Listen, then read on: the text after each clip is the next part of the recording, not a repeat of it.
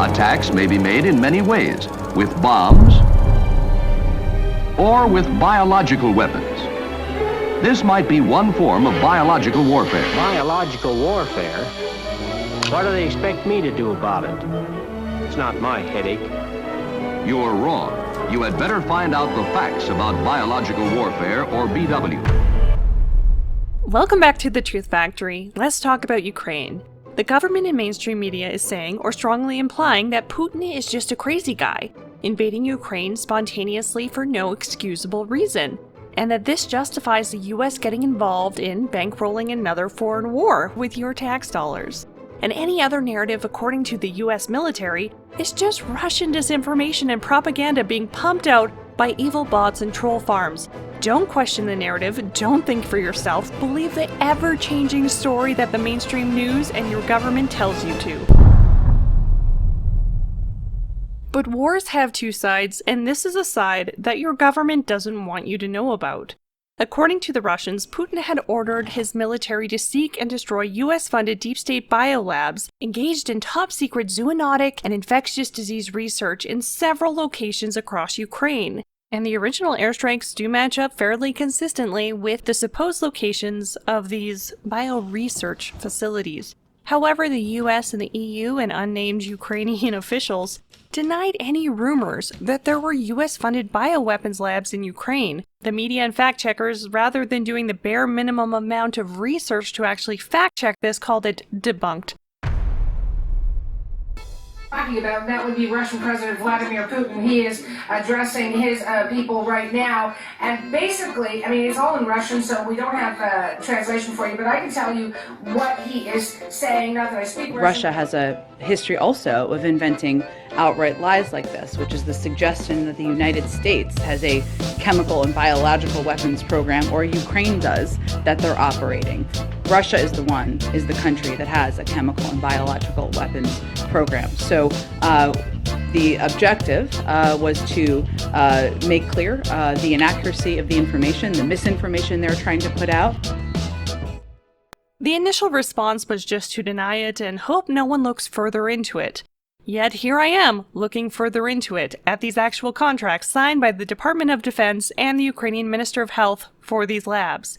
In the contract, it says that the Ministry of Health of Ukraine shall consolidate and store all dangerous pathogens at secure centralized laboratories that have or are receiving U.S. Department of Defense assistance under this agreement. So not only do they exist and are U.S. funded, they are in fact storing dangerous pathogens. Here's a picture of one of these labs, clearly working with dangerous biohazard material because they have a giant sign on their wall that translates to biological danger. Now please watch this propaganda video that your government made in 2020 about these labs. You know, the labs that your government and the media just denied the existence of. The work we do in the Biological Threat Reduction Program is complicated, and it's difficult to communicate it sometimes to outside audiences. And I think our adversaries like Russia can take advantage of that with some of the propaganda that they put out. We've had accusations that some research projects were being used to create threats, not to identify threats and reduce them. The laboratory is there to both store dangerous biological pathogens from the Soviet era and to conduct research by Kazakhstani scientists in order to prevent the spread of new biological pathogens. They're just retaining deadly Soviet-era viruses for your health. Yeah, let's store anthrax so that we'll all be healthy. We have complete transparency in the type of work we do. This is a way that we help counter the propaganda that we get from Russia. The same US embassy in Ukraine that believes in total transparency immediately scrubbed all evidence of these biolabs off of their website after Putin started to attack the military structures. But from these documents, you can see the locations, when they were built, and who funded it. It was the US Department of Defense, and the addresses listed show these labs hosting these dangerous viruses. I don't feel comfortable with the state of these labs that are holding bioterrorism agents. Like, this one has a 1-star Google review. And they're trying to memory hole this and gaslight the global population like dozens of US-funded Ukrainian biolabs just never existed. On March 8th, Victoria Nuland, the Undersecretary of State, casually mentioned in a Senate hearing to Marco Rubio that yes, in fact, the DoD does fund a series of biolabs in Ukraine. Does Ukraine have chemical or biological weapons? Ukraine has biological research facilities. Russia has been warning the US for months to stop operating dangerous biolabs on their doorstep. Then on March 11th, Russia went to the UN Security Council to say that the US was illegally funding several bioweapons labs in Ukraine. If this is true, it would violate the UN Treaty Against Bioweapons. And it isn't just Russia that's concerned. During the emergency meeting, several countries called for an immediate investigation into Russia's allegations of biological warfare agents in Ukraine. And even Tulsi Gabbard spoke out about this. Here are the undeniable facts. There are 25 to 30 US-funded biolabs in Ukraine. According to the US government, these biolabs are conducting research on dangerous pathogens. According to Victoria Nuland, whatever is in these Ukrainian research labs is so dangerous that she is deeply concerned that these materials will fall into the hands of the Russian military. So we are working with the Ukrainians on how they can prevent any of those research materials from falling into the hands of Russian forces should they approach. But in typical Pentagon fashion, these labs are marketed as defense. So how would it be dangerous then if Russia got their hands on defensive research? The Wuhan lab was also defensive research. So is US labeling these potential weapons of mass destruction as health facilities? That's like calling it a health nuke or a health rifle or a health plague. As if the label changes it? Don't worry, these viruses are peace viruses, not war viruses. After the truth came out that these facilities do indeed exist, the DoD tried its best to minimize the story and sent a fact sheet to the press stating that the Department of Defense, which is partnered with the CDC and the World Health Organization, which is of course funded largely by Bill Gates, has invested approximately $200 million into 46 Ukrainian laboratories and so-called health facilities. They say that they have worked with Ukraine to securely eliminate bioweapons left behind by the Soviet Union since 2005. So they've had 17 years and $200 million to destroy these viruses that they could just expose to light or heat or Lysol, and they still have them. So it's almost as if they're lying to us, even though according to Article 1 of the UN Treaty, they should never under any circumstance develop, produce, stockpile, acquire, or retain biological weapons. So retaining these viruses in these labs is illegal, which is probably why the Ukrainian Minister of Health and the World Health Organization has ordered the sudden disposal of these viruses in research. I don't know, if I was committing a crime and I just got caught committing the crime, I'd probably want to destroy the evidence of that crime as well. According to this leaked document from the Ministry of Health of Ukraine, they ordered the Laboratory of Bacteriology to destroy the following bacterias. The Geneva Convention, of course, prohibits the production of bacteriological weapons, and these aren't even the most deadly pathogens that they were supposedly researching. According to a deleted news article from 2010 that was scrubbed from the internet but archived, Senator Dick Lugar, who is named after his favorite sex move, said the Level 3 biosafety lab was used to study anthrax, tularemia, and Q fever, among others. The article goes on to say that the facility began in 2005 when he and then Senator Barack Obama entered a partnership with Ukrainian officials. In 2015, the Lugar Research Center in Georgia contracted Gilead Sciences, a private pharma company, to conduct medical experiments on hepatitis C. Russia alleged that they were using Georgian citizens as human guinea pigs to test a toxic experimental drug that resulted in an estimated 249 deaths. This was dismissed again as Russian disinformation. However, here are the documents that show that people did die spontaneously, including 30 people on the same day. The cause of death for many of these people was reported as unknown. No investigation was conducted into this. I'm not a detective, but maybe the thing that all of the people had in common that could link their sudden and mysterious deaths was the weird experimental drug that the US government was giving them. The experiment was backed by the CDC, and the Trump administration sued Gilead for profiting billions off of the CDC-funded research without paying any royalties. And Gilead was later caught paying $178 million to doctors to promote their drug despite these reports of death and severe side effects. So weird, once again, Big Pharma is evil. But here's where things get really weird. Besides funding these labs in Ukraine, the Department of Defense also used an Air Force base in San Antonio, Texas, to study the human tissue and RNA material exclusively from Caucasian Russians. According to an official government website, the Department of Defense wanted to procure 27 normal human fresh frozen synovial tissue samples and 12 RNA samples from Russians. When asked, would you consider samples from Ukraine? They said no. All samples shall be collected from Russia and must be Caucasian. The government will not consider tissue samples from Ukraine. According to Igor Kurlov, the head of the Nuclear, Biological, and Chemical Protection Troops of the Russian Armed Forces, he says, we can say that one of the tasks of the United States and its allies is the creation of bioagents that can selectively affect various ethnic groups of the population.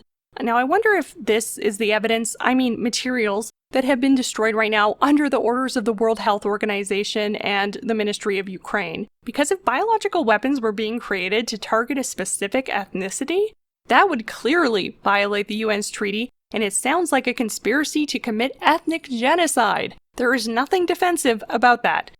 The Russians also stated that the Pentagon is interested in insect vectors of dangerous infections with ectoparasites of bats, fleas, and ticks, which is probably also true because the US government and the CDC was funding research in Ukraine and Georgia to study viruses in bats and other animals.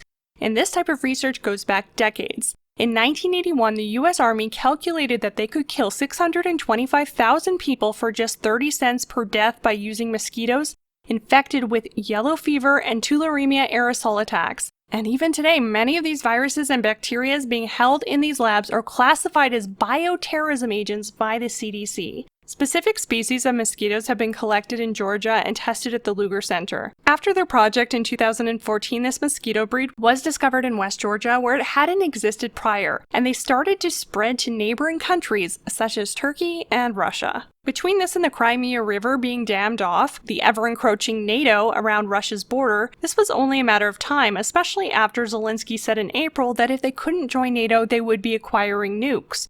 So the Russians invaded because of threats of weapons of mass destruction. This seems to be an acceptable justification for when the US wants to invade another country, whether or not these weapons actually exist. What if American-instigated wars were covered by Western media the same way that they're covering the Russia-Ukraine war? Why were these labs being funded and researched in Ukraine and not in America? Was it just to be a direct threat to Russia? Why does Canada and the US send hundreds of millions of dollars to Ukraine in foreign aid every year? The US Congress just approved $13.6 billion in war aid to Ukraine, and who knows if that'll even end up where it should? Who's checking? Ukraine has become a pay-for-play state led by an actual actor. And I had gotten a commitment from Poroshenko and from Yatsenyuk that they would take action against the state prosecutor, and they didn't. I said, I'm telling you, you're not getting $1 billion. I said, you're not getting $1 billion. I'm going to be leaving here. And I think it was, 6 hours? I said, I'm leaving in 6 hours. If the prosecutor's not fired, you're not getting the money. Oh, son of a bitch. Got fired. In 2014, the US government under Obama funded a $5 billion military coup against the democratically elected Ukrainian president, and then installed a new regime to act as a puppet government for the United States. We've invested over $5 billion to assist Ukraine in these and other goals that will ensure a secure and prosperous and democratic Ukraine. The Western media is propping up Zelensky as some kind of hero, and multiple stories about Ukrainian military victories are being spread online, only to be debunked a day or two later. And you may totally disagree with me here, but in my opinion, Zelensky should have ended this with Russia weeks ago by accepting what the Russians have sought, which is a neutral Ukraine. But instead, he's putting huge numbers of his own population at unnecessary risk by maximizing civilian casualties to fuel Western outrage and to secure billions in funding from other countries. And unfortunately, civilians are once again caught in the crosshairs of corrupt government decisions, and they're paying the real price. Definitely is a real tragedy here, but the media is using that tragedy to manipulate people into cheering on a war with Russia and to excuse the billions of dollars that is going to Ukraine to fund it. Isn't it amazing how quickly the West just stopped talking about COVID altogether and immediately changed their social media statuses to praying for Ukraine? And now the US government is briefing TikTok stars on war in Ukraine so they can spread propaganda to tweens and Gen Z. Biden is also trying to blame the economy and gas prices on Putin as a scapegoat, despite prices rising before Russia even attacked Ukraine. I don't know, maybe printing infinite money has caused inflation. That's just basic economics. Or we could just blame Putin, I guess. Second big reason for inflation is Vladimir Putin and gas prices. Not a joke. Are you guys just going to start blaming Putin for everything? Putin may circle Kyiv with tanks, but he'll never gain the hearts and souls of the Iranian people. Anyway, since they market themselves as transparent, I reached out to the people who are allegedly committing bioterrorism and asked them some questions like, hey, are you guys committing bioterrorism? And why was the US military acquiring Russian RNA? And at first, the Department of Defense ghosted me like they ghosted all those civilians in Afghanistan, but then they emailed me back and did not answer a single question and said that the entire narrative was Russian disinformation. Probably in the same way that Hunter Biden's laptop was called Russian disinformation until they finally had to admit that it was real, which it obviously is. Did they want us to believe that Putin himself snuck into Hunter Biden's hotel room while he was sleeping and just put a crack pipe in his mouth? The difference between the truth being labeled as misinformation and it becoming mainstream news is about 1 to 2 years right now. Speaking of Hunter Biden, he's in this story too, so let's get into that. The company contracted to build these facilities in Ukraine is Black & Veatch, which partnered with a company called Metabiota, which was also contracted to the Department of Defense and awarded $18.4 million under the program in Georgia and Ukraine. Metabiota was also contracted by the DTRA before and during the Ebola crisis in West Africa, where 3 US biolabs are situated. The outbreak was blamed on bats, however, there is no conclusive evidence of how the virus jumped to humans. Metabiota got their real start with $30 million in funding from Rosemont Seneca, a company founded by Hunter Biden and John Kerry's stepson. Remember the Rosemont Seneca scandal? Where they were sent $3.5 million in a wire transfer from the wife of the former mayor of Moscow? Jen Psaki doesn't seem to have any information about that. There was a report last year from the Senate Finance and Homeland Security Committees. It claimed that the wife of Moscow's former mayor paid a company associated with the president's son $3.5 million. There was no explanation for this alleged payments, and I'm wondering if you could tell us if that claim is accurate, and if so, what the $3.5 million was paid for. Not familiar with that claim. Doesn't sound like it's backed up by a lot of evidence. If you have evidence or specifics, happy to discuss it further. Committee's report. So you haven't asked about this, or? I'm not familiar with the report at all. Metabiota's founder is Nathan Wolfe, and he's one of the World Economic Forum's young global leaders. You know, the organization where kids sorted into Slytherin end up as adults. Nathan serves on the editorial board for EcoHealth Alliance and is a member of DARPA's Defense Science Research Council, the organization that makes robot mosquitoes. Which, it probably isn't evil?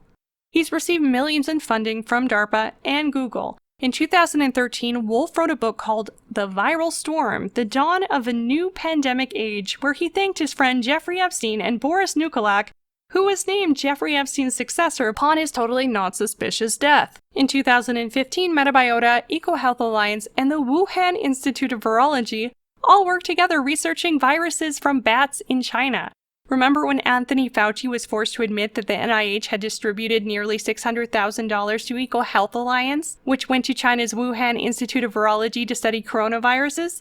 Well, they were working with Metabiota. The U.S. funds around 300 biolabs around the world who are engaging in dangerous research, including gain of function, similar to the lab in Wuhan, where COVID-19 may have originated from. Now, after realizing how dangerous and vulnerable these labs are, they should have all been shut down 2 years ago. What's going on in Ukraine at these labs is the same sort of shady research by the same sort of shady people that just ruined everyone's life on the planet for the last 2 years, which means they've either learned nothing from what just happened, or what just happened was intentional. Either way, why would we believe the lies told by the sociopaths who were just recently lying to us about the same thing? It is classic Russian technique to blame on the other guy what they're planning to do themselves. Thank you so much for watching, and have a great night. Meow!